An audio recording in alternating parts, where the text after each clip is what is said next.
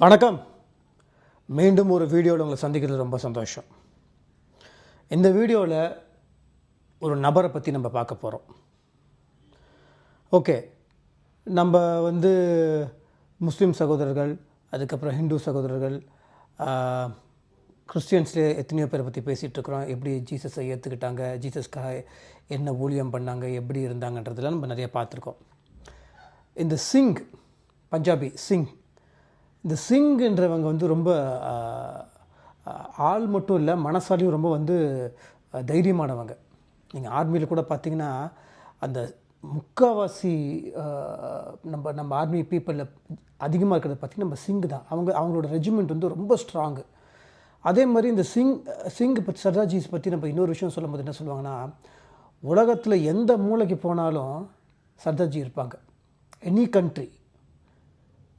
ஏன்னா அவங்களோட heart workers, கஷ்டப்பட்டு உழைக்கிறவங்க. பட் நம்ம என்ன பண்ணுவோன்னா, அவங்கள பற்றி சர்தார்ஜி ஜோக்கெலாம் சொல்லி அவங்கள இழிவுபடுத்தி கேவலப்படுத்துவோம். அது நம்மளோட இது அப்படி. பட் அந்த மாதிரி அவங்க இல்லை, அவங்க ரொம்ப இன்டெலிஜென்ட், ரொம்ப ஹார்ட் ஒர்க்கிங். எந்த ஒரு சிங்கும் பிச்சை எடுக்கிறது நம்ம பார்க்கவே முடியாதான். இது நிறைய பேர் என்கிட்ட சொல்லியிருக்காங்க. சிங்கு பிச்சை எடுக்க மாட்டாங்க, உழைச்சி சாப்பிட்றவங்க, எந்த வேலை கொடுத்தாலும் பண்ணுவாங்க. உலகத்தில் எந்த மூலையில் பார்த்தாலும் அவங்க இருப்பாங்க. ஸோ இன்றைக்கி நம்ம பார்க்க போகிற நபர் கூட ஒரு சிங். ஓகே, நம்ம ஜீசஸோட சீடர்கள், இப்போ அவங்க குருநானக்கை வழிபடுறவங்க. அவங்க ரொம்ப ஸ்ட்ராங். அவங்களோட கொள்கையில், அவங்களோட இதில் ரொம்ப ஸ்ட்ராங். அவங்க அதுலேயே நிறைய பிரிவுகள் இருக்குது. ஜாட்ஸ் இருப்பாங்க, பெரிய ஸ்வோர்டு, பெரிய கத்தி வச்சுருப்பாங்க, டர்பன் போட்டிருப்பாங்க, முடி வெட்ட மாட்டாங்க, தாடி விட்டுருப்பாங்க, நிறைய. அவங்க ரொம்ப ஸ்ட்ராங்கு, ரொம்ப நல்ல மனுஷங்க. ஆனால் இப்போ நீங்கள் அவங்க இன்னொரு கடவுள், அவங்களோட மதம், அதை மட்டும்தான் அவங்க ரொம்ப ஸ்ட்ராங். அவங்க ஒரு கோவில் இல்லை, கோல்டன் டெம்பிள் நீங்கள் கேள்விப்பட்டிருப்பீங்க, ரொம்ப ஸ்ட்ராங். அவங்களோட ஃபேத்தில் ரொம்ப ஸ்ட்ராங்கு. அந்த சிங் இதில் இன்றைக்கி நிறைய பேர் ஜீசஸை ஏற்றிருக்காங்க, நிறைய பேர் எடுத்திருக்காங்க. Glory to Jesus. அதுக்கு முக்கிய காரணம் முன்னோர்கள். நம்மளுக்கு சிங்கில் எடுத்தோன்னே ஜீசஸை ஏற்றுக்கிட்டது அப்படின்னா நம்ம யாரை சொல்லுவோம்? சாது சுந்தர் சிங். அவரை பற்றி நம்ம நிறைய கேள்விப்பட்டிருக்கோம், அவரை பற்றி நிறைய புக்ஸ் படிச்சிருக்கோம். அவர் ஜீசஸ்க்காக என்னெல்லாம் பண்ணார், ட்ரூ சாக்ரிஃபைசஸ் பற்றி பார்த்துருக்கோம். இன்னொரு சிங் ஒருத்தர் இருக்காருன்னா சொல்லணும், ஏன்னா ஜீசஸ்குள்ளே இருக்கிறவங்களுக்கு முடிவே கிடையாது இல்லையா, இருக்கார். அவரோட பேர் என்னென்னா கர்த்தார் சிங். கர்த்தார் சிங் 19th century இருந்தவர். அவர் பட்டியாலா அப்படின்ற இடத்துல பிறந்தவர். அவங்க அப்பா பெரிய பணக்கார், லேண்ட்லார்டு, ஜமீன்தார், பெரிய பணக்கார்.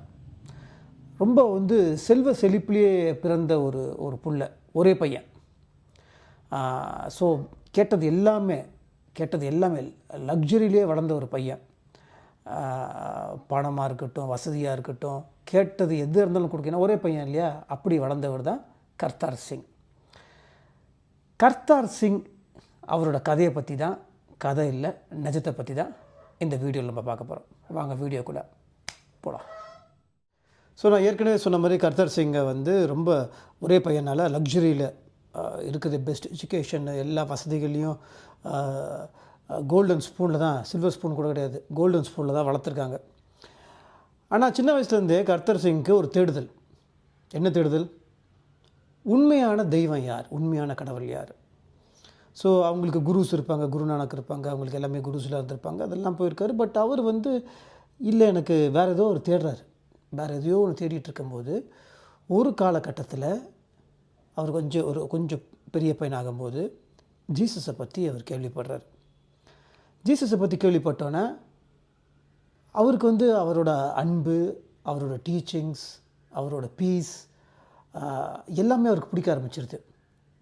ஸோ அவர் ஒரு விஷயத்தில் ரொம்ப தெளிவாகிறார். அவர் தான் வழி, அவர் தான் சத்தியம், அவர் தான் ஜீவன்ன்றது அவர் கர்த்தார் சிங் புரிஞ்சுக்கிறார்.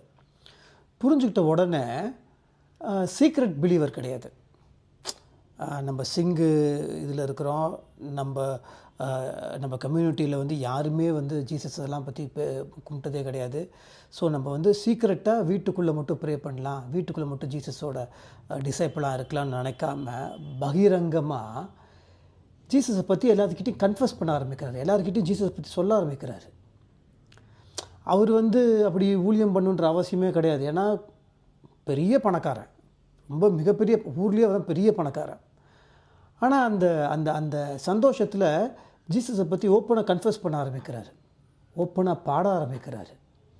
கூட இருக்கவங்க எல்லாருக்கும் ஜீசஸை பற்றி சொல்கிறாரு. அவங்க அப்பா சும்மா இருப்பாரா? ஏன்னா சிங் இதில் வந்து ஜீசஸை பற்றிலாம் பேசுகிறது வந்து அவங்களால அதை வந்து டாலரேட்டே பண்ண முடியாது. அவங்க அப்பாவுக்கு பயங்கர கோவம் வந்துடுது. இந்த மாதிரிலாம் பண்ணுற வேலை வச்சுக்காதரா, நம்ம என்ன ஜாதி, நம்ம என்ன குடும்பம், நம்ம சிங்கு, நம்மளுக்கு வந்து இவ்வளோ இதாக இருக்கிறோம், நீ இன்னும் ஜீசஸ் பற்றி பேசிகிட்டு இருக்கிறேன்னு பயங்கரமாக அதுக்கு வந்து அகென்ஸ்டாக பேசுகிறாரு. என்னென்னமோ சொல்லி பார்க்குறாரு, அதட்டி பார்க்குறாரு, திட்டி பார்க்குறாரு, உனக்கு சொத்து தர மாட்டேன்னு சொல்லி பார்க்குறாரு, பிரெயின் வாஷ் பண்ணி பார்க்குறாரு, அவங்களோட குருக்களெல்லாம் கூப்பிட்டு பேச வச்சு பார்க்குறாரு. ஆனால் இவர் வந்து Jesus Jesus Jesus Jesus Jesus பற்றியே பேசிகிட்டு இருக்காரு. அப்போ சொல்கிறாங்க, அவனை கல்யாணம் பண்ணி வச்சுருங்க, அவன் மாறிடுவான் அப்படின்னோடனே ரொம்ப அந்த ஊர்லேயே ஒரு அழகான பொண்ணை பார்த்து அவருக்கு கல்யாணம் பண்ணி வச்சிடுறாங்க. அவர் கல்யாணம் பண்ணி வச்சோன்னே கூட அவ்வளோ அழகான பொண்ணான். இன்ஃபேக்ட் கர்த்தர் சிங்க்கு வந்து தன் மனைவி மேலே அன்பு இருக்குது. அவர் சொல்கிறார், அவன் மனைவி கிட்ட சொல்கிறாரு, எஸ் ஐ லவ் யூ, நான் உன் மேலே அன்பு வச்சுருக்கேன், பட் நான் உன் மேலே வச்சுருக்க அன்பை விட நான் ஜீசஸ் மேலே வச்சுருக்க அன்பு காதலும் அதிகம். நான் உன்னை ரெஸ்பெக்ட் பண்ணுறேன், ஆனால் என்னால் முடியாது, நான் ஜீசஸ்க்கு மட்டும்தான் வந்து உண்மையாக இருக்க முடியும். ஏன்னா நான் அவர் மேலே வச்சுருக்க காதல், அவர் மேலே வச்சுருக்க அன்பு உன் மேலே வச்சுருக்க காதலோட அதிகம் அப்படின்ட்டு ஒய்ஃப் கிட்ட சொல்லிடுறாரு. அவங்க அப்பாவுக்கு பயங்கர கோபம். வேறு வழியில் என்ன பண்ணுறாரு, என் குடும்ப மானத்தை நீ வாங்குற, நம்ம பரம்பரை மானத்தையே வாங்குற, வீட்டு விட்டு வெளியே போடா, 5 பைசா உனக்கு இந்த சொத்துலேருந்து கிடையாதுன்னு. எனக்கு சொத்து வேணாம்ப்பா. அப்படியா அப்படின்னு சொல்லிட்டு இந்த கோவத்தில் அடித்து அவர் ட்ரெஸ் எல்லாம் எடுத்து ஸ்ட்ரிப்டு துணியெல்லாம் பிடுங்கி ஆல்மோஸ்ட் நிர்வாண நிலைமையில் வீட்டு விட்டு வெளியே அனுப்பிச்சிடறாரு. அது டிசம்பர் மாதம் பயங்கர குளிர். அப்போ அவர் என்ன பண்ணுறாரா, கர்த்தர் சிங் வந்து அந்த துணியெல்லாம் கிழிச்ச துணி, அவர் போட்டிருந்த துணியெல்லாம் எடுத்து மடித்து அவங்க அப்பா காலடியில் வச்சு, நான் நிர்வாணியாக பிறந்தேன், நான் நிர்வாணியாக தான் போக போகிறேன், ஆனால் என் நிர்வாகத்தை மறைக்கிறதுக்கு இந்த பணம் சொத்துலாம் இல்லைப்பா, என் இயேசு இருக்கார், என் நிர்வாணத்தை அவர் மறைப்பாருன்ட்டு வீட்டு விட்டு வெளியே வராரு. வீட்டு விட்டு வெளியே வந்து இயேசுக்காக ஊழியம் பண்ண ஆரம்பிக்கிறார். எல்லார்கிட்டையும் போய் இயேசுக்காக பாடுறாரு, இயேசு பற்றி பேசுகிறாரு, வேலை பார்க்குறாரு. ரொம்ப முக்கியமான ஒரு பாயிண்ட் இப்போ நான் சொல்கிறேன், வேலை பார்க்குறாரு. நான் என்ன சொல்ல வரேன்னு உங்களுக்கு புரிஞ்சுக்கணும்னு நினைக்கிறேன். வேலை பார்க்குறாரு, எல்லாம் கூலி வேலை பார்க்குறாரு. அவங்க வீட்டில் இருக்க வேலைக்காரங்க கூட அவ்வளோ கஷ்டப்பட்டு வேலை பார்த்துருக்க மாட்டாங்க. ஏன்னா அவ்வளோ பணக்கார வீட்டில் பிறந்த பையன் கூலி வேலையை பார்த்து அதில் வர சம்பளத்தில் காசில் சாப்பிட்டுட்டு அதில் வர காசில் ஊழியம் பண்ணுறாரு, இயேசு பற்றி பாடுறாரு, இயேசு பற்றி பேசுகிறாரு. இயேசு எங்கெல்லாம் போக சொல்கிறாரோ அங்கெல்லாம் போகிறாரு கர்த்தர் சிங். இப்படியே போயிட்டுருக்கும்போது இயேசு அவர் ஒரு இடத்துக்கு போக சொல்கிறாரு. அந்த இடம் எந்த இடம் தெரியுமா? பசி, பட்டினி, நிந்த, அவமானம், இது எதுவுமே வந்து கர்த்தர் சிங்கை இயேசு கிட்டேருந்து பிரிக்கலை. இயேசு சொன்னதை கேட்டு அவர் பாட்டு இந்த சொன்ன இடத்துக்கு போகிறாரு. இயேசு அவர் எங்கே போக சொல்கிறாருன்னா டிபெட்டுக்கு போக சொல்கிறாரு. இந்தியா பார்டர், சைனா நடுவில் இருக்கிறது தான் டிபெட்டை பற்றி நம்ம கேள்விப்பட்டிருக்கோம். அது சுத்தமாக வேறு ஊர், வேறு கிளைமேட்டு, வேறு மக்கள், வேறு பாஷை, வேறு ரிலிஜன். அங்கே லாமாஸ்ன்னு சொல்லுவாங்கள்ல, இந்த லாமாஸ் இருக்கிற இடம். அங்கே போனோடனே இவரை வரவேற்கல. போன உடனே அடித்து, யார் நீ எதுக்கு உள்ளே வந்துன்னு அடித்து விரட்டுறாங்க, அடித்து வெளியே அனுப்புகிறாங்க. இவர் அங்கேயும் போயிட்டு அப்படியே அந்த அடி வாங்கிட்டு உத வாங்கிட்டு இயேசு பற்றி பாடுறாரு, இயேசு பற்றி சொல்கிறாரு, இயேசு பற்றி பேசிகிட்டு இருக்கிறாரு. அப்போ லாமா ஆஃப் சிங்கம் அப்படின்ற அந்த லாமா அவர் என்ன, அவருக்கு முன்னாடி கொண்டு போயிடுறாங்க. அவர் தான் அங்கே தலைவர். இந்த மாதிரி இவன் பண்ணிகிட்ருக்கிறான், இயேசுன்னு சொல்லிகிட்ருக்கிறான், ட்ரெஸ்பாஸ் பண்ணியிருக்கான், நம்ம ஊருக்குள்ளே வந்ததே தப்பு, நம்ம ஊருக்குள்ளே வந்து வேறு ஒரு சாமியை பற்றி பேசுகிறான், வேறு ஒரு இதை பற்றி மத பிரச்சாரம் பண்ணுறான், இவன் அப்படி பண்ணுறான் இப்படி பண்ணுறான்னொன்னே அவர் கேட்குறாரு, என்னையா யார் நீ, என்ன அப்படிலாம் பண்ணுறக்கு அப்படின்னா, இல்லைங்க இயேசு அப்படின்னு இயேசு பற்றி வந்து அவர்கிட்ட சொல்கிறாரு. அவருக்கு பயங்கர கோவம் வந்து என்ன பண்ணுறாரு, டெத் சென்டென்ஸ், மரண தண்டனை கொடுத்துட்றாங்க. அந்த ஊர் வித்தியாசமான ஊர். என்ன மரண தண்டனைனா யாக்குன்னா ஆக்ஸ், எப்படி சொல்கிறது, நம்ம ஊரில் இருக்கிற அந்த காளமாடு மாதிரி அவங்க ஊரில் யாக்குன்னு இருக்கும். காட்டெருமை மாதிரி ஃபுல் அந்த முடியோடு இருக்கும். அந்த ஃபுல் முடியோடு ஒரு பெரிய சைஸ் மாடு, காட்டெருமை சைஸில் இருக்கும், யாக்குன்னுவாங்க. அதோட தோல் எடுத்து அதை ஈரம் பண்ணி அதை இவர் மேலே டைட்டாக கட்டி வெயிலில் தூக்கி போட்டுருவாங்க. அந்த ஈரம் காய காய, வெயில் பட்டு ஈரம் காய காய அந்த யாக்கோட ஸ்கின் வந்து அப்படியே டைட்டாகி அப்படியே டைட்டாகி என்ன ஆகும்னா எலும்பெல்லாம் உடைக்க ஆரம்பிச்சிருமா. அப்படியே இருக்கிற அது டைட்டாக நம்மளோட கையெலும்பு, காலெலும்பு, விழா எலும்பு எல்லாத்தையும் உடச்சி நம்மளை சுருக்கி அப்படியே அமுக்கி நசுக்கி, ஏதோ இந்த ஒரு பெரிய டன் கணக்கான வெயிட்டுகளில் வச்சு நம்ம நசுக்கிற மாதிரி அப்படி இருக்குமா. நசுங்கி போய் நம்ம செத்துருவோமா, அப்படி இறுகி போய் செத்துருவோமா. இந்த பனிஷ்மெண்ட்டை கொடுத்துருக்காங்க. இது உடனே நடக்காது. இது வெயிலில் போட்டால் ஒரு 3 நாள் 4 நாள் அப்படி வெயில் அப்படியே கொஞ்சம் கொஞ்சமாக பண்ணோன்னே ஒரு தூக்கி வெயிலில் போட்டுறாங்க. அது அப்படியே கொஞ்சம் கொஞ்சமாக டைட்டாகி வரும்போது எல்லாரும் கிண்டல் பண்ணுறாங்க, கேலி பண்ணுறாங்க, திட்டுறாங்க. அதில் வந்து கடைசி 3ஆவது நாள் அவர் வந்து சொல்கிறாங்களா, நீ இயேசுவை பற்றிலாம் சொல்லாமல் மன்னிச்சிருக்கேன்னு சொல்கிற விட்டுறேன்.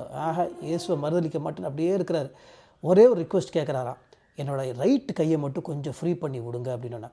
அவங்க வந்து ஃப்ரீ பண்ணி விட்றானுங்க. நாட் அவுட் ஆஃப் மர்சி, ஐயோ பாவம் அப்படின்னு இல்லை, இவன் என்ன பண்ண போகிறான் பார்க்கலாம் அப்படின்னு பண்ணால், அந்த அவரோட பைபிள் பக்கத்தில் இருந்துச்சான். அந்த கையிலேருந்து அந்த பைபிள் எடுத்து, நியூ டெஸ்டமெண்ட் எடுத்து அதில் எழுதுகிறாராம், ஹிந்து மதத்தில் புருஷன் செத்துட்டா அவங்க கூட உடன்கட்டை ஏறணும், சத்தின்னு சொல்லுவாங்க. அந்த சத்தி வந்து புருஷன் செத்துட்டா பொண்டாட்டியும் அந்த உடன்கட்டை அந்த நெருப்போடு சேர்ந்து வெந்துடணும். அப்படி ஒரு தண்டனை, அது அப்படி ஒரு கல்ச்சர் வச்சுருந்தாங்க. அப்படி தான் புருஷனுக்காக சாகிற மனைவிகள் செத்ததுக்கப்புறம் அவங்க புருஷனை போய் பார்க்க போகிறதில்ல. யாருக்காக சாகுறாங்களோ அவரை போய் நியூ டெஸ்டமெண்ட் எடுத்து அதில் எழுதுகிறாராம், ஹிந்து மதத்தில் புருஷன் செத்துட்டா அவங்க கூட உடன்கட்டை ஏறணும், சத்தின்னு சொல்லுவாங்க. அந்த சத்தி வந்து புருஷன் செத்துட்டா பொண்டாட்டியும் அந்த உடன்கட்டை அந்த நெருப்போடு சேர்ந்து வெந்துடணும். அப்படி ஒரு தண்டனை, அது அப்படி ஒரு கல்ச்சர் வச்சுருந்தாங்க. அப்படி தான் புருஷனுக்காக சாகிற மனைவிகள் செத்ததுக்கப்புறம் அவங்க புருஷனை போய் பார்க்க போகிறதில்ல. யாருக்காக சாகுறாங்களோ அவரை போய் திருப்பி அவங்க வாழ்க்கையில் பார்க்க போகிறதே இல்லை. அவனும் சாம்பலாயிட போகிறான், இவங்களும் சாம்பலாயிட போகிறாங்க. அவங்களே அந்த உலகத்தரமான புருஷனுக்காக தியாகம் பண்ணும்போது, என்னோட இயேசுக்காக நான் உயிரை விடுறதுல என்ன தப்பு இருக்குது? அதோட பெரிய பாக்கியம் என்ன? ஏன்னா அந்த ஸ்திரீகள் உங்கள் கணவரை போய் பார்க்க போகிறதில்ல. ஆனால் நான் இறந்தேன்னா என் இயேசு போய் நான் பார்ப்பேன், நான் இயேசு கூட தான் இருப்பேன், அதனால் இந்த சாவு எனக்கு பரவாயில்லன்னு எழுதி வச்சுட்டு இறந்துடுறாரு, செத்துடுறாரு. நீங்கள் என்ன நினைக்கிறப்போ இந்த ஸ்டோரி எண்ட்ஸ் ஹியர் அப்படின்னு நினைக்கிறோம்ல, இங்கே தான் ஸ்டோரி ஆரம்பிக்குது. நான் எப்போதுமே சொல்கிறேன், every beginning has an end and every end has a beginning. இயேசுக்குள்ளே இருக்கிறவங்களுக்கு எண்டே கிடையாது. இயேசுக்குள்ளே இருக்கிறவங்களுக்கு எண்டுலேருந்து தான் இன்னொரு பிகினிங் ஆரம்பிக்குது. அந்த முடிவுலேருந்து தான் இன்னொரு ஆரம்பம். அந்த ஆரம்பம் இட்டர்னல், அந்த ஆரம்பத்துக்கு முடிவே கிடையாது. ஸோ நம்ம எண்டு நினச்சிருக்கிற இடத்துல இன்னொரு பிகினிங் ஆரம்பிக்குது. என்னாச்சு தெரியுமா? நான் சொன்ன மாதிரி நம்ம முடிஞ்சிருச்சுன்னு நினச்சோம்ல. இப்போ கர்த்தார் சிங் அவர் பேசினது, அவர் உயிரை விட்டது, அது எல்லாருமே கூட்டமாக எல்லாம் வேடிக்கை பார்த்துருந்தாங்க. அதில் ஒரு டிபெட்டியன் சீஃப் செக்ரட்டரி, யாரோட சீஃப் செக்ரட்டரினா அந்த லாமா, த லாமா ஆஃப் சிங்கம், அந்த லாமா இருக்கார்ல, அவரோட சீஃப் செக்ரட்டரி இதை பார்த்துட்டு அப்படியே யோசிச்சிட்டே இருக்கார். யோசிச்சு நம்ம ஏதோ தப்பு பண்ணுறோமோ, இது என்ன இருக்குது இந்த அந்த என்ன எழுதினார் அப்படின்னு சொல்லிட்டு கர்த்தார் சிங் கிட்ட ஒரு நியூ டெஸ்டமெண்ட் பைபிள், நான் சொன்னல எழுதினார்ல, அந்த பைபிள் அவர் கையில் கிடைக்கிது. அதை எடுத்து இவர் அப்படி படிக்க ஆரம்பிக்கிறார். படித்தோன்னே இவர் மனசில் வந்து இயேசு தான் உண்மையான தெய்வன்ற தோண ஆரம்பிச்சிருது. ஃபர்கிவ்னஸ் கேட்குறாரு, நான் பண்ணது தப்பு, இவங்க கூட சேர்ந்து நானும் இப்படி பண்ணிட்டேன், தப்பு, இது தப்பு அப்படின்னு மன்னிப்பு கேட்டு இயேசு தான் உண்மையான தெய்வம் தெரிஞ்சு ஒரு டிபெட்டியன், அந்த ஊரில் இருக்க அந்த டிபெட்டியன் சீஃப் செக்ரட்டரி ஆஃப் லாமா இயேசு பற்றி பேச ஆரம்பிக்கிறார். தைரியமாக இயேசு பற்றி தெருவை போய் பேச ஆரம்பிக்கிறாரு.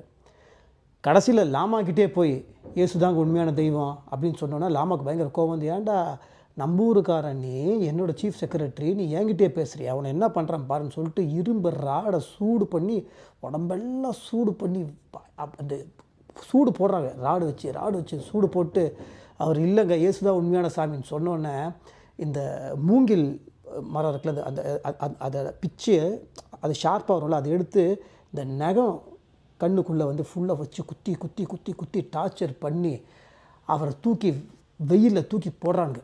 செத்துருவான், இதுக்கு மேலே அவன் உயிரோடு இருக்க மாட்டான். ஏன்னா ஃபுல்லாக சூடு வச்சாச்சு, இதெல்லாம் பண்ணியாச்சு, அவன் செத்துருவான். வெயிலில் போட்டோன்னே இவருக்கு அப்படியே அங்கே சில் காற்று அடிக்குது. அப்படியே அடித்தோடனே ஃபஸ்ட்டு இவர் வந்து சாகிற நிலைமை இருந்தவர் அப்படியே கண்ணு முழிக்கிறாரு.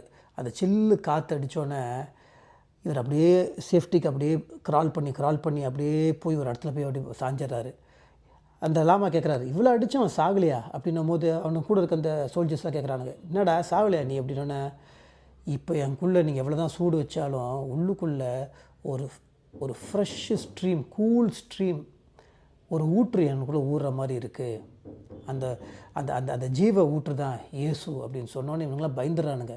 லாமா கிட்ட போய் சொல்கிறானுங்க, பொழைக்கவே மாட்டானுங்க, இவன் பொழைச்சிட்டு இப்படி பேசுகிறான் அப்படின்னோடனே லாமா பயந்துட்டு விட்டுருங்க, எனக்கு பயமாக இருக்கு, அவனை விட்டுருங்க அப்படின்னோடனே அங்கேருந்து டிபெட் ஃபுல்லாக இந்த சீஃப் செக்ரட்டரி ஒரு டிபெட்டியன் இயேசுவை பற்றி பேச ஆரம்பிக்கிறாரு. இப்படி தான் டிபெட்டில் இயேசுவை பற்றி பேச ஆரம்பிக்கிறாங்க. அப்போ யோசிச்சு பார்த்துக்கோங்க, எங்கேயோ இந்த சிங்கு, அவருக்கும் இதுக்கும் ஜாதிக்கும் சம்மந்தமே இல்லை, அவர் இயேசுவை ஏற்றுக்கிட்டு அவர் டிபெட்டுக்கு போய் அவர் மரணத்தை வந்து ஒரு டிபெட்டியன் பார்த்து அவர் வந்து டிபெட் ஃபுல்லாக இயேசுவை பற்றி பேசுகிறார். இவங்க எல்லாருமே ஊழியம் பண்ணது கஷ்டப்பட்டு, எல்லாம் நல்லா தான் இருந்தாங்க.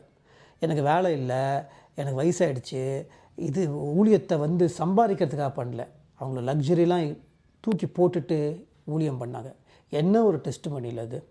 இது கேட்கும் போதே நம்மளுக்கு எவ்வளோ ஒரு ஆச்சரியமாகவும் எவ்வளோ ஒரு சந்தோஷமாக இருக்குது. ஆனால் இன்றைக்கி நம்ம என்ன பண்ணிகிட்ருக்குறோம், இயேசுக்காக வாழ்கிறத விட்டுட்டு இயேசு மூலிமா பணம் சம்பாதிச்சிட்ருக்குறோம். இது வந்து எந்த விதத்தில் நியாயம்? இது கேட்டால் நிறைய பேர் கோபம் வருது. சரி, அடுத்தவங்க யாரும் நான் குறை சொல்கிறதுக்கு, நான் வந்து ஜட்ஜ் பண்ணுறதுக்கு யாருமே கிடையாது. அன்றைக்கி அவங்க பண்ணதான் ஊழியம். இதில் வந்து ஃபாரின்லேருந்து பணம் வரல, ஒரு சிங்கு, ஒரு டிபெட்டியன், இன்றைக்கும் நிறைய பேர் தெருவில் போய் இந்த ட்ராக்ஸ் கொடுக்கும் போதோ, இன்றைக்கும் இயேசு பற்றி சொல்லும் போதோ அடிக்கிறாங்க. நான் நிறைய வீடியோஸ் பார்க்குறேன், இன்றைக்கும் அடிக்கிறாங்க. அடி வாங்கிட்டு அவங்க இயேசுவை பற்றி பேசுகிறாங்க. நம்ம வந்து அப்படியே ஏசி ஃப்ளோரில் வந்து உட்காந்துட்டு நம்ம சபைக்குள்ளே ஆளுங்கக்குள்ளேயே குண்டு சட்டியில் குதிரை ஓட்டிட்டு இவங்ககிட்டயே இயேசு பற்றி பேசிட்டு இவங்ககிட்டயே காணிக்கையை வாங்கிட்டு ரொம்ப ஒரு கேவலமான வாழ்க்கையை வாழ்ந்துட்டுருக்குறோம். சரி, ஓகே, நான் என்னையும் சேர்த்து தான் சொல்கிறேன், வெளியே போய் இயேசு பற்றி சொல்லணும், அந்த தைரியம் வேணும். சும்மா சர்ச்சுக்குள்ளேயே உட்காந்துட்டு கும்பலில் கோவிந்தா போடுறது வேஸ்ட்டு. அப்புறம் என்ன பண்ணுவான், எலெக்ஷன் வந்துச்சு, நம்ம ஏன் இந்த கட்சி வந்துச்சு, ஏன் அந்த கட்சி வந்துச்சு, முதல் நீ திருந்து, பைபிளில் இருக்குல்ல, வேறு ஊர் இயேசுவை தெரியாத ராஜாங்களெல்லாம் வச்சு இயேசு தன்னோட மக்கள் தப்பு பண்ணதை அவங்கள தண்டிச்சிருக்கிறாரு. நீங்கள் பைபிள் எடுத்து படித்து பாருங்கள், அதுதான் நடந்துகிட்ருக்குது. இதுக்கு மேலேயும் சர்ச்சுக்குள்ளே ஜாதியை பற்றி மதத்தை பற்றி பேசி ஹிந்து முஸ்லீம் கிறிஸ்டியன்னு பேசிக்கிட்டு தலித்துன்னு பேசிக்கிட்டு நாடாருன்னு பேசிகிட்டு இருந்தீங்கன்னு வச்சுக்கோங்களேன், இதோட ஒரு பெரிய தண்டனை நம்ம தலைமையில் வந்து உழப்போகுது. ஆனால் இதெல்லாம் விட்டுட்டு இயேசு ஜாதி இல்லை, மதம் இல்லை, வேதம் இல்லை, எதுவுமே யாருமே இல்லை, இயேசு தான் உண்மை, எல்லாருக்கும் இயேசு பொதுவானவர்னு உண்மையாக சொன்னால் இயேசு கண்டிப்பாக நம்மளை காப்பாற்றுவார். You know why? Jesus loves you and I love you.